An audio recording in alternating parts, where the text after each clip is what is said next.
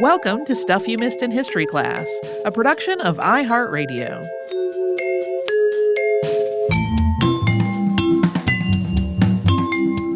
Happy Friday! How do we normally start these? Now my brain is just like, nope, I'm done. Hello and happy Friday. I'm Tracy B. Wilson and you're Holly Fry. We're totally doing it. Yes. For some reason, our minds are a little frazzled. We have just recorded an episode, though, about Margaret Lucas Cavendish. One of the things that inspired this episode is one of my least favorite behaviors on Twitter, which is when everyone decides that somebody needs to be relentlessly dunked on. And in this case, it was an admittedly overly reductive, overly simplified tweet about who invented science fiction. Ugh. Do you remember this Twitter Vaguely. showdown? I usually bump right out of those because nobody's going to convince anybody and all you get is a lot of people yelling. Yeah. So I think there is a valid point to be made about we talked in our episode about Hugo Gernsback about creating the genre of science fiction, like imagining that this type of literature has traits in common that you can market as a genre. But that is not how it was written. It was written sort of like Hugo Gernsback and H.G. Wells invented science fiction. And of course, people relentlessly dunked on that. Edgar Allan Poe would like a word. I mean, yeah. There are so many examples. Margaret Lucas Cavendish would like a word was one of the things. And I found it very frustrating because I was like, I think it's a really interesting story about how the idea of a literary genre comes to be and this various definition writing and gatekeeping and stuff like that becomes part of establishing that. But instead, there was just a lot of tweets naming various people who had published stories that could be described as science fiction. And I was like, okay, I think at some point we might have a Blazing World episode of the podcast. But yes, no one agrees, which is part of the wonder of it, right? Yeah.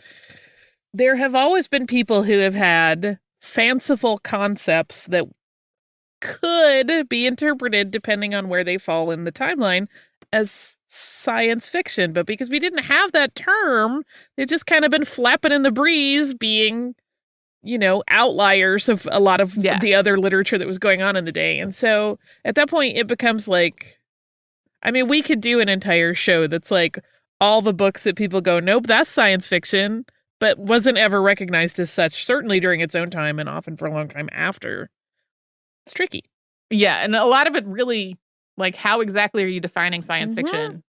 One definition that I have seen that I really like in a lot of ways is that in a work of science fiction, the science is playing a critical part to the story that is unfolding and the underpinning of the world. Right.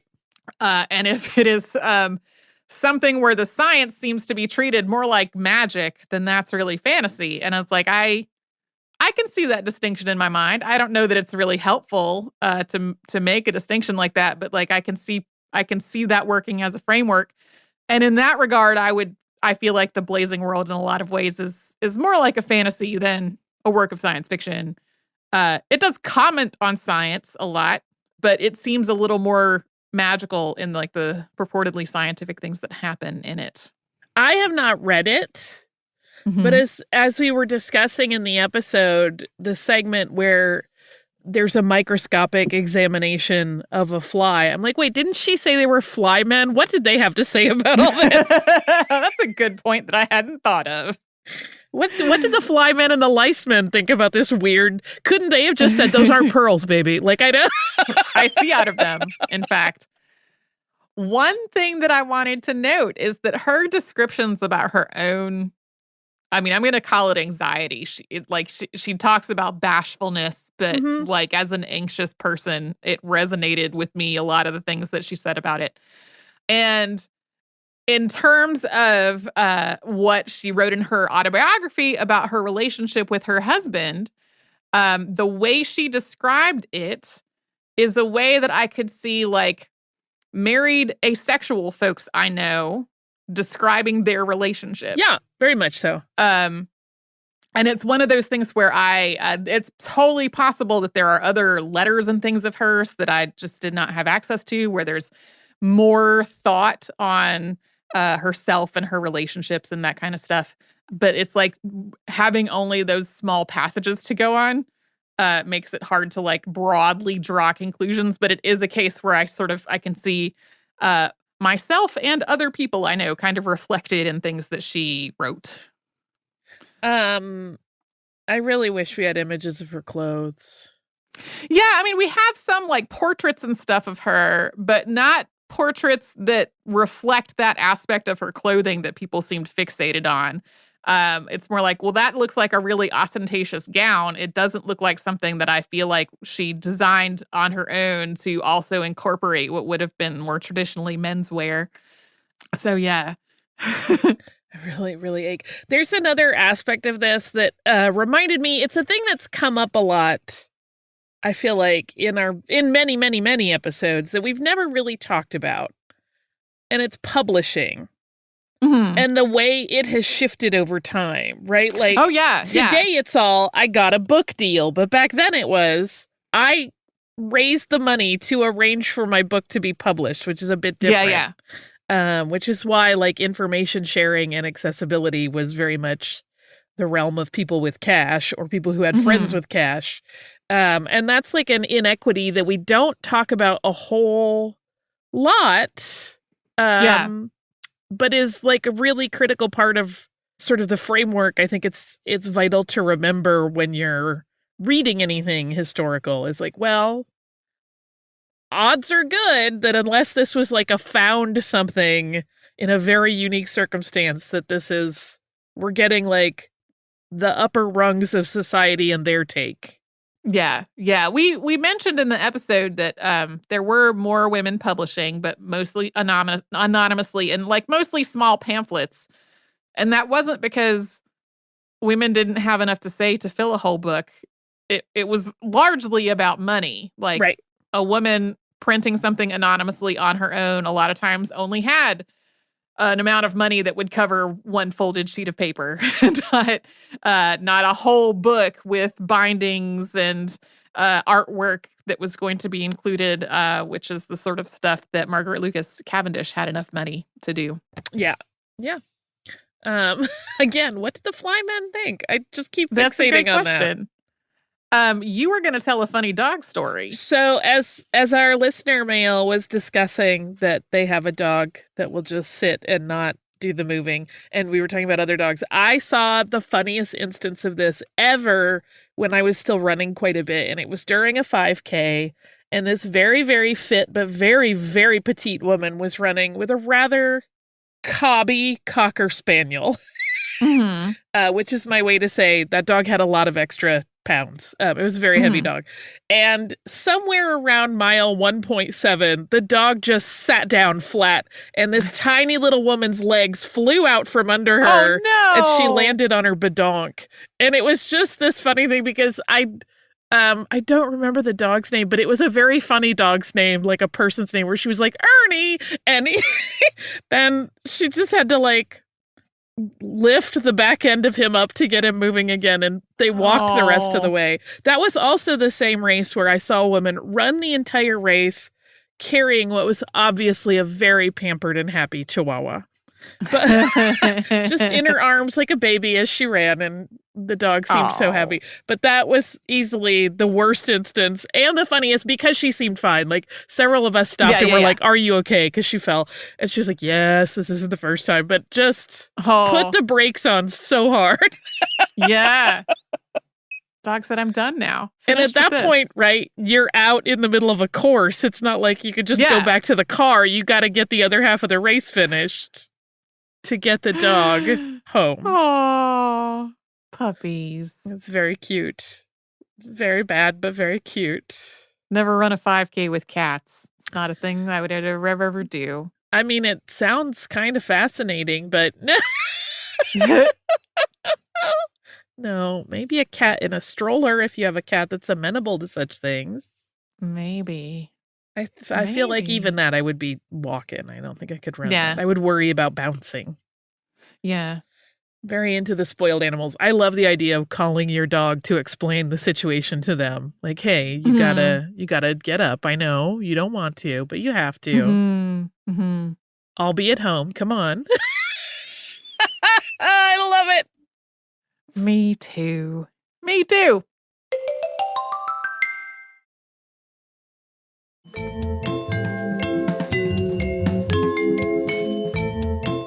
We talked about Mabel Lee this week. She is very, very fascinating to me because I feel like she often gets quick write-ups that talk about her suffrage work, but not as many that talk about her kind of social services in Chinatown and her work at the mission, even though that really took up much more of her life. And I understand it's trickier to talk about since one, that's a community that has its own history, and probably a lot of what she did was not even recorded, right? Like Chinatown as a small neighborhood-ish, relatively speaking, there was probably a lot going on that wasn't getting written down every day, as in any neighborhood that has like a really strong ethnic or social identity. I feel like there's a lot we're going to miss that never becomes part of recorded history, unfortunately. But it's interesting. I hadn't known until I was doing research, and pretty late in my research, that she had set up a health clinic there. Right. Which is a really, really cool and important thing to have achieved. But it's like you don't see very much about it in a lot of the writing about her, which was interesting. I could look at pictures of Mabel Lee all day, every day. Because she's one of those people who, in photographs, and most of the photographs we have of her are when she was younger, but she has that look in her eyes that is so intense and almost frightening, in that, like, you just know, like, this person can think circles around me and would probably just drown me in information if I tried to challenge them. She just has there's a beauty to her because of that intensity that she conveys that I really find appealing. It's interesting to be a mouthpiece for something when you're 16, I think. Yeah, for sure. For sure. I found myself going, what is she saying about, education being to make yourself for a man? And it's like, oh, one, this was a long time ago. Two, she was 16. Yeah. If anyone judged me by the crap I said when I was 16. Same. Whew. Same. Well, I was on the newspaper staff my senior year of high school. And I wrote opinion columns, and wow, my opinions were very bad. Like, not very bad in a way that I'm like, I should incarcerate myself in thought jail, but more like I had been exposed to, a pretty conservative household, and I also thought I knew everything. Right. I mean, that comes with the 16-year-old package, right? Yeah. Yeah.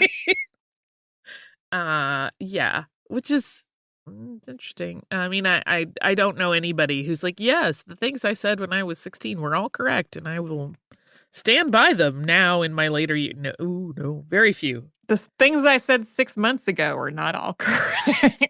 Right. Kudos you if you have that conviction and you can look at your 16-year-old self and be like, yeah, I was right about everything. But I can't imagine it. Nope. We're all growing and changing, hopefully for the better. But I think about, I mean, we certainly have seen young people in our time that have been elevated to be really like the focal point of a movement or an activism. And it's much different, of course, right? Like blah, blah, social media, modern age. But it is much different. So I'll be curious to see, and hopefully I'm around long enough to see how they evolve over time and as they age into middle adulthood. Yeah. How they will look back on their activism, which I hope is great, because often I'm like, yeah, and right behind them on what a lot of activists in that age group are saying. So hopefully they'll age with a better relevance than the rest of us. Yeah, it is. There are differences between, growing up without the internet in anything like what we have now. Like, by the Mhm. time I graduated from high school, I was participating in dial-up bulletin boards. But that's not the same as having, like, broad access to people from all kinds of different backgrounds, Yeah. sharing their own thoughts and experiences and interpretations of things. Like, it wasn't like that at all. It was a bunch of other 18-year-olds all dialing up from their parents' living rooms in, Northwest North Carolina. So Yeah. Yeah. because it was local numbers that we dialed Oh into my for the bulletin goodness. boards. Those were the days. I don't think I was cool enough for that. I wasn't. It was not cool at all. Well, I was busy being artsy fartsy in my own way, so I didn't, and then I'm a few years old, like 3 years older than you, I think. So I was off doing other ill-behaved things. I remember like my good friend's little brother being on similar services Yeah. and me being like, "Ah," and, not having any use for that or understanding its potential. So yet another thing that I have been a ding dong about. No one wants to call each other on their computers. What is this nonsense? Yeah. Yeah. And Yeah, now we had a whole second phone line for the calling eventually. you did. Yeah, well, because I came home from school by myself. And it was my job to start dinner and all that kind of stuff. And my mom would usually call about 30 minutes after I was supposed to get home to make sure I had gotten home okay. And once we started having dial-up things, she would try to call home and the line would be busy because I would be on the computer. And you couldn't have call waiting for that because the call waiting would kick you Right. off of your connection. So Oh, yes. eventually, as a Christmas gift, my parents got a second phone line that was for mine and my brother's personal phone calls and our computer use. That is amazing. That feels so forward thinking because my parents would not have done that. My parents were very old school in some way. We didn't have cable like until after I was grown up and moved out of the house. We didn't have cable. I was still living in the house, but like for a long time, we had the channels that we could get with the antenna that was mounted on the roof. Yeah, I had cable in my own apartment before my parents had cable at their house. It was a very, that's wasteful. We don't have the same spending habits. In any case, I'm sure they would tell you that 16-year-old me was a pain in the neck and remained thus. Yes. Same. I'm pretty sure my father is still hoping I grow out of whatever phase I am in. I'm sorry, Dad, it's not going to happen. But I do want to circle back to Mabel Lee because I do want to reiterate what I said at the end of that episode, that to me, she's such an inspiring figure because she fought so hard for something that was not going to help her. Yeah. Which makes me love her deeply. Yeah. Even if we don't have all the same opinions on everything, that in and of itself is a huge indicator of who a person is in my book. So we hope that you have a wonderful weekend ahead of you. If you don't, if you have stuff you have to do, if your schedule is not the standard work week weekend, I hope that whatever is on your plate is not too much and that it goes smoothly and that you do get some time to yourself to relax and recharge. And I hope that all of you are good to each other. We will be right back here tomorrow with a classic and then on Monday with brand new episodes.